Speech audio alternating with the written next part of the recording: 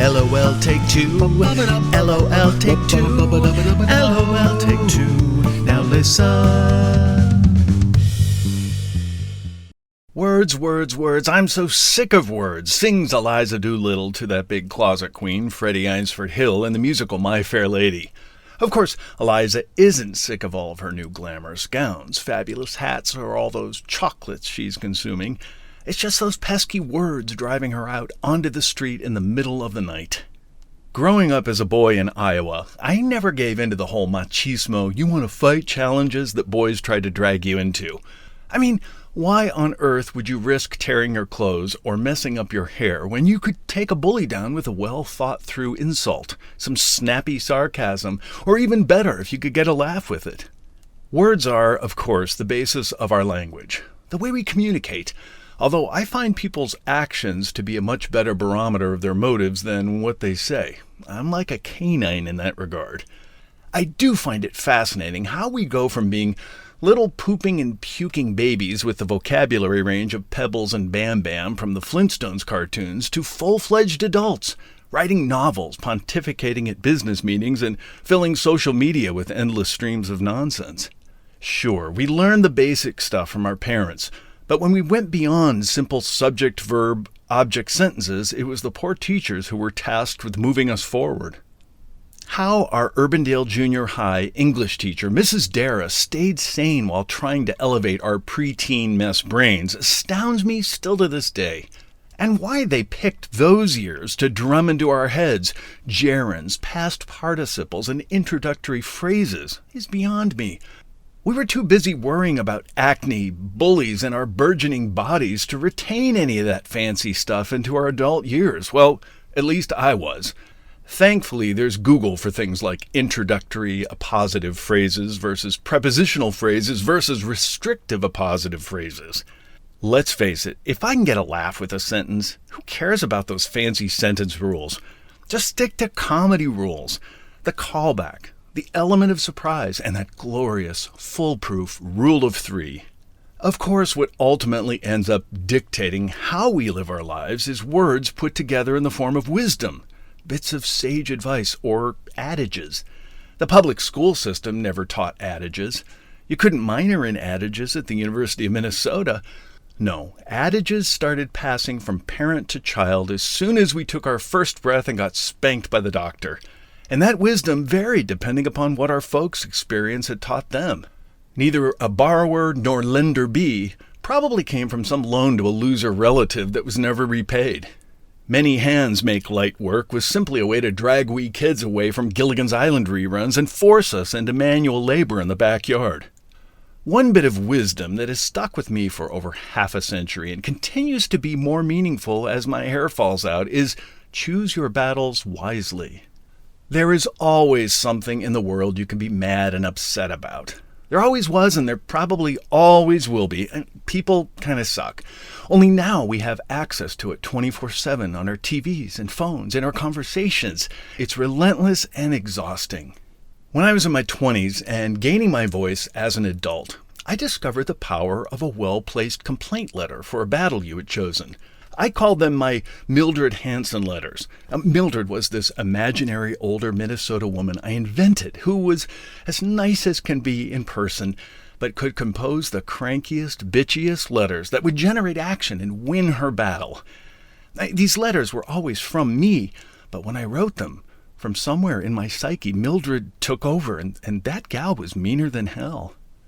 Recently, I was cleaning out my computer folders, all meticulously organized by year and month, and I was amazed at the amount of Mildred Hansen letters I had written in my 20s and 30s. To the cable company, oh, there were many of those, the bank, the airline, and I even found one that is named 1993 Mildred Hansen Letter to Honking Neighbor. Of course, I'm sure they were all well-deserved griping, but still, the volume of the letters is amazing. And since I had been a temp at law firms, I had learned their vocabulary and dropped in phrases like, attached hereto is Exhibit A, and you have acted in bad faith. And Mildred won many, if not most of them. But good Lord, did I really have that much time on my hands back then? During the early years of our almost 3.5 decades-long relationship, Bill and I would have the occasional drawn-out battle. It happens. And in hindsight, most were triggered by some inane thing that would escalate to the point of full-on not talking until at last we wouldn't recall what started it in the first place, and somebody would need to know what the other person wanted for dinner, so we'd move on. Bill was on a kick, 20 years ago, where he would tell me something which I completely heard him say, and then button it with the word capiche, which is the Italian third-person singular present tense of the phrase, do you understand? Full disclosure, I did not remember that from Mrs. Dara's English class. It was on Google. Capiche absolutely annoyed the hell out of me. Yes, it was one word instead of 3 words, do you understand? But it sounded so condescending, like you were ordering some fancy pants drink at Starbucks. Yes, I'd like an iced capiche, please, no dairy. And he kept doing it. Finally, I'd had it, and I said, stop saying that, please. And he eventually did. Over the last couple years, Bill started using the phrase, yes, dear. He would calmly interject it when I was going on about something like, did you see that jogger go by? Oh my God, he was so hot. Yes, dear. Or if something in our current world situation would send me off on a tangent, Bill would stop it in its tracks with a simple, yes, dear. That started irritating me too. Finally, I'd had it and called him out on his new phrase. You said the jogger was hot yesterday, and I didn't say yes, dear, to you. After the steam got released, we started laughing about it. I, on the other hand, and for the record, have no annoying phrases. No, really, I don't. Of course, the professional office world comes with its own lexicon of overused and completely annoying phrases and words. Clearly, low-hanging fruit. At the end of the day, and they're not problems, they're challenges. And the winner of the most overused, worthless phrase right now, in offices, in print, on websites, is, that said. That said, comma, blah, blah, blah, blah, blah. Oh my God, just stop. You don't have to qualify your previous sentence with that said. You said it already. Please, I beg you, no more. And speaking of the useless phrase, blah, blah, blah, blah, there seem to be 2 camps. The blah, blah, blah, blah versus the yada, yada, yada folks. People seem to pick one, and I know of no one who resides in both camps. Interestingly, I've noticed all my women show business friends tend to be in the blah, blah, blah, blah camp. She sent me this nasty email and blah, blah, blah, blah. My male and Jewish friends seem to play on the yada, yada, yada team. My brother and I cannot recall how and when our Swedish-Irish former Lutheran mother started playing on the yada, yada, yada team, but she is now firmly entrenched. My grumpy neighbor was videotaping my tree trimmers and yada, yada, yada. Of course, these minor annoyances are all first-world problems and mostly ridiculous things to think twice about. Back during those 2 tumultuous years at Urbandale Junior High, now, those were real life and death battles. Just getting through the school day of bullying and escaping physical threats in the locker room and on the way to and from school, all the while trying to absorb what those poor teachers were trying to teach us, was so stressful. My best friend Tony and I got through those years by using our imaginations to vent our energy in creative ways, instead of falling into despondency, which could have easily happened.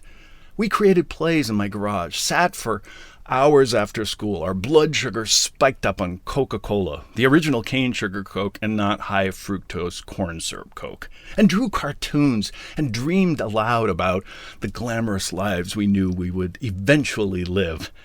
The battles were there, but we chose not to engage in them. It was a difficult but ultimately good lesson for tough times learned at a very early age. My friend Jackie calls being in battle mode as having her pin out, as in she is a hand grenade and that pin has been pulled and she is ready to blow. It's a funny analogy, but the truth is, having your pin out gets to be exhausting. And the more you choose to have your pin out, the more of your valuable energy and time you are just giving away. Energy and time that is gone forever and you can never get back. And now that I am of a certain age, I realize that. An old TV actress friend of ours used to say when somebody died, well, we all move up a notch. And isn't that the damn truth? We have less and less time to have our pins out. Even Mildred Hansen has mellowed. I looked in my correspondence folders over the last decade, and Mildred has written very few, and in some years, no cranky letters. Mildred has managed to keep her pin in, and I must say is much happier. So the old adage really is true. Choose your battles wisely. Eventually you realize that most battles, whether you jump onto the playing field or not, will work themselves out and life will go on, and you will have saved yourself all that angst. And if you can get to the point where you can laugh at the battles, even better. If you can get to the point where your husband saying, capiche, makes you laugh instead of raising your hackles, then it's been a good day. An excellent day, in fact. Yes, dear. LOL take two. LOL take two. LOL take two.